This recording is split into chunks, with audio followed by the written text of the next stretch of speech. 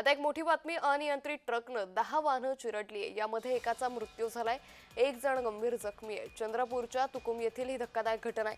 तुकुम येथील आमदार किशोर जोरगेवार यांनी घटनास्थळी पाहणी करत जखमींची रुग्णालयात जाऊन भेट घेतली. तर हायवा चालकाला फिट आल्यानं त्याचं वाहनावरील नियंत्रण सुटलं. त्यामुळे वाहनानं रस्त्याकडेला असलेल्या नागरिकांना अक्षरशः चिरडलं. या दुर्घटनेत एकाचा मृत्यू झालाय तर काही जण जखमी असल्याची माहिती समोर आली आहे. दुर्दैवी अशी घटना आहे.